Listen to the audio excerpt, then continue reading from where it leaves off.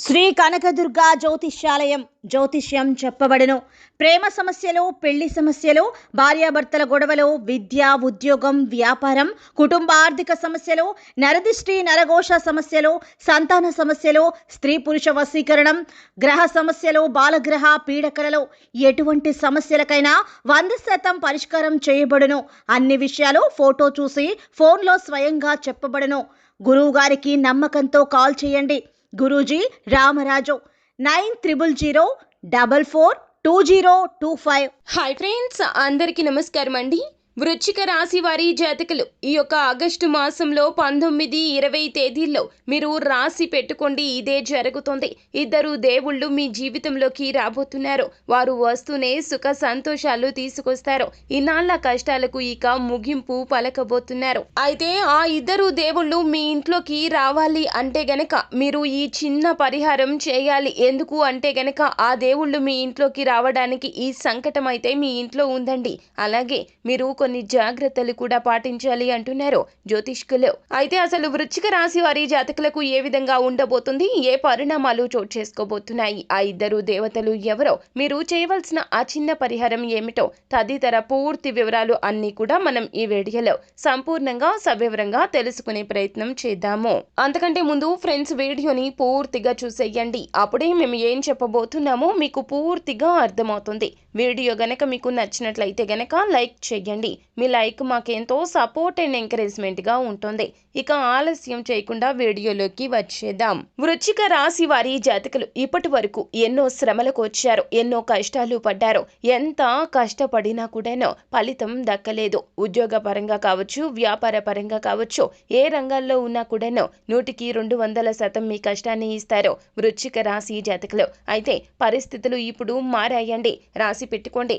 August మాసంలో 19, 20 తేదీల్లో మీ జీవితం దశ దిశ తిరగబోతుంది. అయితే మీరు కోపాన్ని అదుపులో పెట్టుకోవాలి. అలాగే మాట విషయంలో జాగ్రత్తగా ఉండాలి. అన్నింటా మౌనంగా ఉండండి. సొంత నిర్ణయాలు అస్సలు లాభాన్ని చేకూర్చవో. చెప్పుడు మాటల విషయంలో జాగ్రత్తగా ఉండండి. చుట్టూ ఉన్న శత్రువుల విషయంలో అప్రమత్తంగా ఉండండి. ఒకటికి పలుమార్లు ఆలోచించే నిర్ణయాలు తీసుకోండి. మీ యొక్క నిర్ణయాలు లాభప్రదంగా లేవు కావున కుటుంబ సభ్యుల యొక్క మద్దతును పాటించండి. అలాగే మీ ఇంట్లోకి ఇద్దరు దేవుళ్ళు రాబోతూ ఉన్నారు. ఆ యొక్క దేవతలు ఎవరో మీకు తెలుసా? ఆ యొక్క దేవతలు మరెవరో కాదండి, అన్నపూర్ణాదేవి. అవునండి, పార్వతీదేవి ప్రతిరూపంగా భావించే అన్నపూర్ణాదేవి మీ ఇంట అడుగు పెట్టబోతుంది. అయితే మీ ఇంట్లో చిన్న చిన్న ఇబ్బందులు ఉన్నాయి. అవి సరి చేసుకునే ప్రయత్నం చేయండి. మీరు నిత్యము కూడాను అన్నపూర్ణాదేవిని నామస్మరణ చేయండి. అలాగే మీ ఇంటి ఉత్తర దిక్కున ఆవు నేతితో ప్రతిరోజు కూడా దీపాన్ని వెలిగించాలి. లేకపోతే గనక గోధుమ పిండితో దీపాన్ని వెలిగించండి. ఇలా చేస్తే గనక అన్నపూర్ణాదేవి సంతసిస్తుంది, మీ ఇంట అడుగు పెడుతుంది. ఇక ఇంటి నుండి వెళ్ళమన్నా వెళ్ళదు.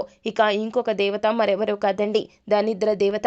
అవునండి, ఈ యొక్క దేవత మీ ఇంట్లోకి వస్తూనే మీ యొక్క అన్ని రకాల అనారోగ్య సమస్యలకు చెక్ పడుతుంది. మీ కుటుంబం అంతా కూడాను సంతోషంగా ఉంటుంది. కుటుంబ సభ్యులకి అందరికీ కూడాను ఆయురారోగ్యాలు కలగ చేస్తుంది. పార్వతీదేవి ప్రతిరూపంగా భావించి అన్నపూర్ణాదేవి మీ ఇంట అడుగు పెట్టడంతో పార్వతీదేవి ఎక్కడ ఉంటే అక్కడ పరమశివుడు ఖచ్చితంగా కొలువై ఉంటాడు. పరమశివుని అనుగ్రహం మీ ఇంటి మీద ఉంటే గనక సకల కష్టాలు అన్నీ కూడా తొలగిపోతాయి. అయితే మీరు ఈ రోజున ఇంకొక చిన్న పరిహారం కూడా చేయాల్సి ఉంటుంది. అది ఏమిటంటే గనక మీ ఇంటి పూజ గదిలో 2 లవంగాలు, 2 యాలుకలను చేతిలో పట్టుకుని సంకల్పం చెప్పుకోండి. ఇబ్బందులు తీరిపోవాలంటూ, కష్టాలు తీరిపోవాలి అంటూ సంకల్పాన్ని చెప్పుకొని ఆ యొక్క 2 లవంగాలు, యాలుకలను ఒక చిన్న కాగితంలో మడిచేసి లేకపోతే ఒక చిన్న కవర్లో పెట్టేసుకుని మీతో పాటుగా మీ జోబులోనే ఉంచుకోండి. ఈ రోజు మొత్తం కూడాను ఇలాగే ఉంచుకోండి. ఈ 2 రోజులు కూడా అలాగే ఉంచుకోండి. ఆ తర్వాత పారే నీటిలో కానీ నిర్జన ప్రదేశంలో కానీ కలిపేయండి. ఇలా చేస్తే గనక ఖచ్చితంగా మీ ఇంట్లో ఉన్న దరిద్రం మొత్తం కూడా తొలగిపోతుంది. ఈ ఇద్దరు దేవతల ఆశీర్వాదంతో అంతా మంచిగా జరుగుతుంది. శుభం భూయాత్. సో ఫ్రెండ్స్, చూసారు కదా, ఈ వీడియో గనక మీకు నచ్చినట్లయితే గనక లైక్ చేయండి. మరిన్ని వీడియోస్ కోసం మా ఛానల్ ని సబ్స్క్రైబ్ చేసుకుని ఫాలో అవ్వండి. Thank you.